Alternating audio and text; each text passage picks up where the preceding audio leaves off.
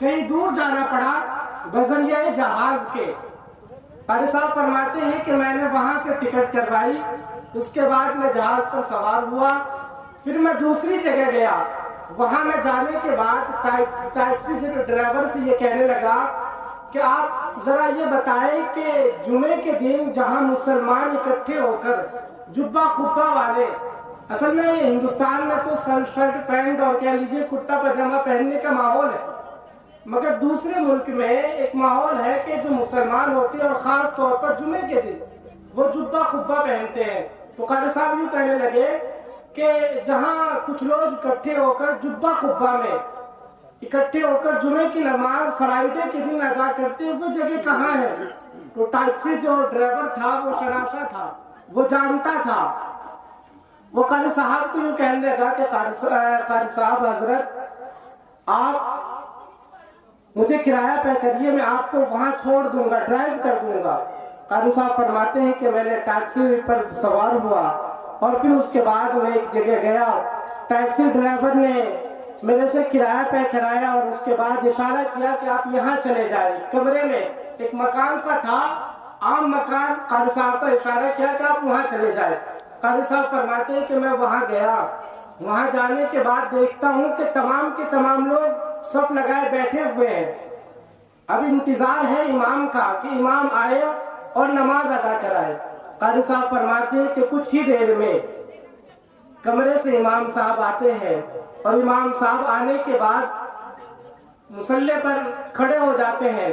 قاری صاحب کہتے ہیں کہ سب سے پہلی بات تو وہاں نہ خطبہ ہوا نہ وہ اذان ثانی ہوئی۔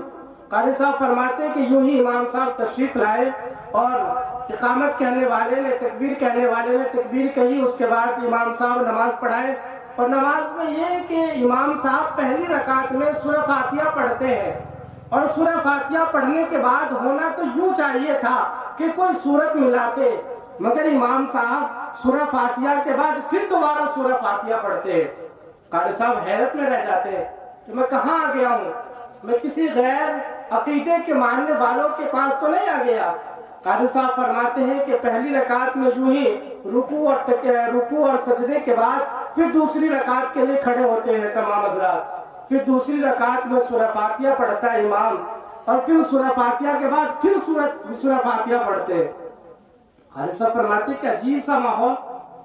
قاری صاحب فرماتے ہیں کہ پھر 2 رکعت مکمل کرنے کے بعد امام سلام پھیرتا ہے، سلام پھیرنے کے بعد میں کھڑا ہوتا ہوں اور کہتا ہوں کہ نماز نہیں ہوئی۔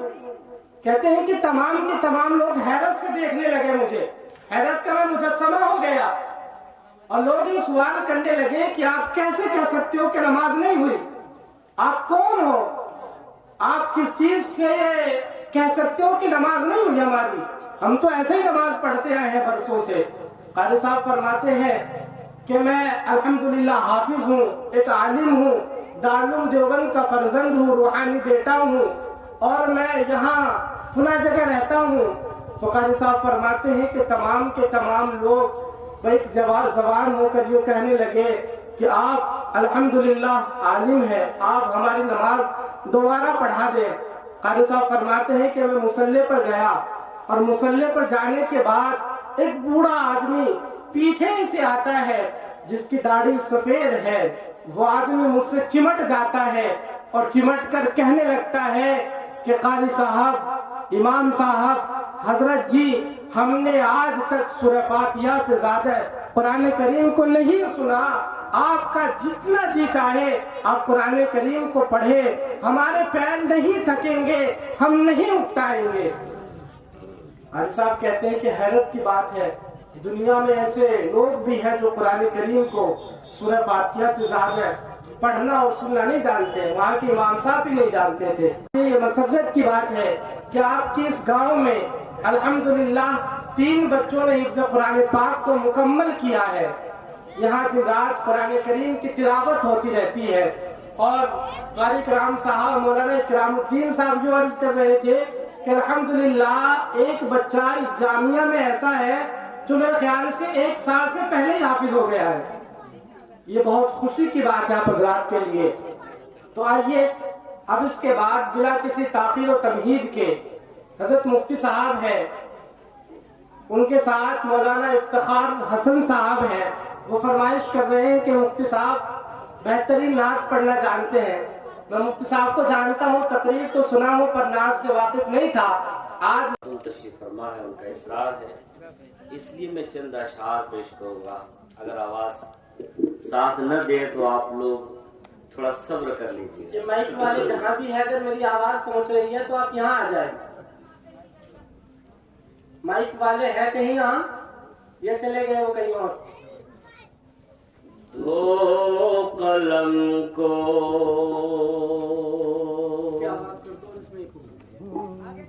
دھو قلم کو مشک سے پھر مدحت سرکار لکھ،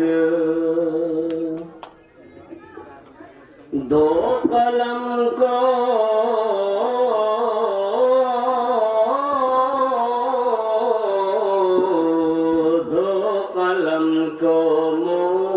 سے پھر مدحت سرکار لکھ، دھو قلم کو مشک سے پھر مدحت سرکار لکھ، دھو قلم کو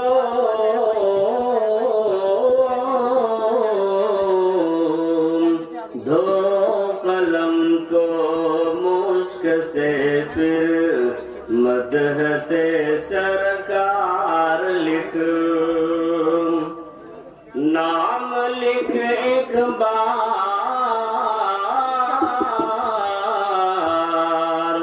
نام لکھ ایک بار، صلی اللہ کو سو بار، بہت خوب، ماشاء اللہ، بہت خوب، سبحان اللہ۔ نام کو ایک بار لکھ، بہت خوب، دھو قلم کو مشک سے پھر مدحت سرکار لکھ۔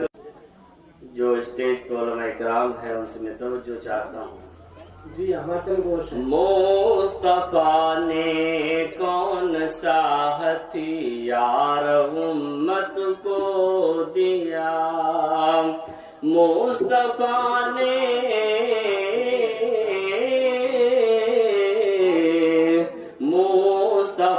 نے کون سا ہتھیار امت کو دیا، جب یہ کوئی پوچھ لے اخلاق کی تلوار لکھ، مصطفیٰ نے کون سا ہتھیار امت کو دیا، دھو قلم کو مشک سے پھر مدحت سرکار لکھ، دھو قلم کو مشک سے پھر مدحت سرکار لکھ، نام کو ایک بار لکھ، صلی اللہ کو سو بار لکھ،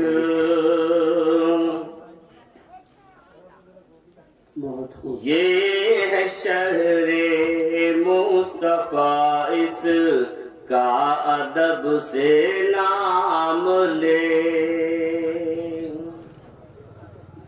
یہ ہے شہر مصطفیٰ، اس کا ادب سے نام لے، کہکشاں کو ذرہ خالص کا کو گلزار لکھ،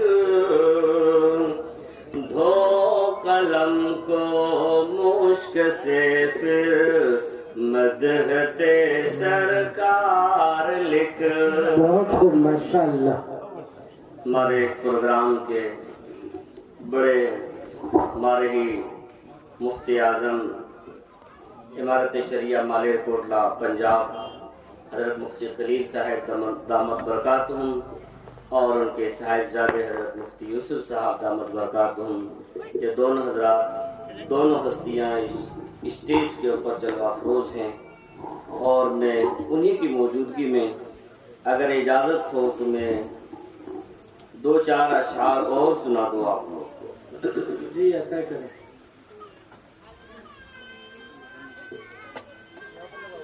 میں نے جب سے میں نے جب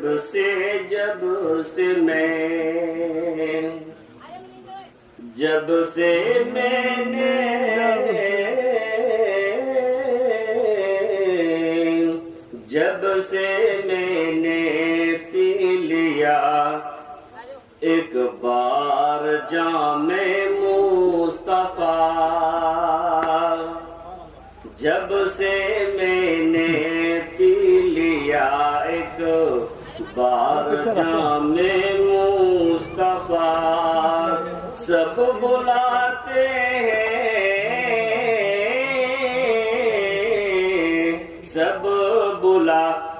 ہیں مجھے کہہ کر غلام مصطفیٰ، سب بلاتے ہیں مجھے کہہ کر غلام مصطفیٰ۔ ہم اگر پڑھتے ہیں تو اطمینان حیرت کیجئے، ہم اگر پڑھتے ہیں تو اطمینان حیرت کیجئے، آسماں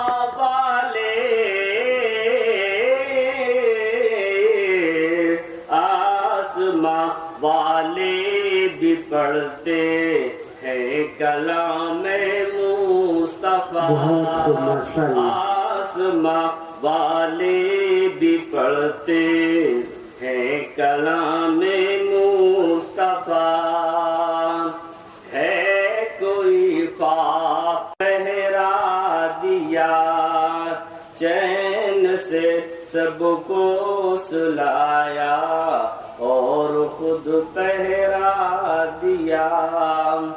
آخری شعر ملاحظہ فرمائیں۔ جی عطا کریں۔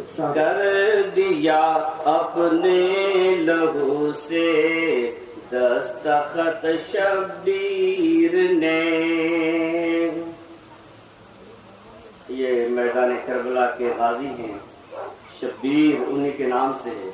کر دیا اپنے لہو سے دستخط شبیر نے، کر دیا اپنے لہو سے دستخط شبیر نے، تا قیامت مٹ نہیں سکتا نظام مصطفیٰ، قیامت مٹ نہیں سکتا نظام مصطفیٰ۔ بزم تصورات سجی تھی ابھی بزم تصورات ہوئے بلا کسی تاخیر و تمہید کے، ایک ایسے مقدر اور خطیب سے التماس کی جائے جو اس علاقے کے قابل قدر اور فخر مقدر ہے، جن کی زبان شیریں، لب و لہجہ خوشگوار اور انداز بیاں بہت عمدہ ہے،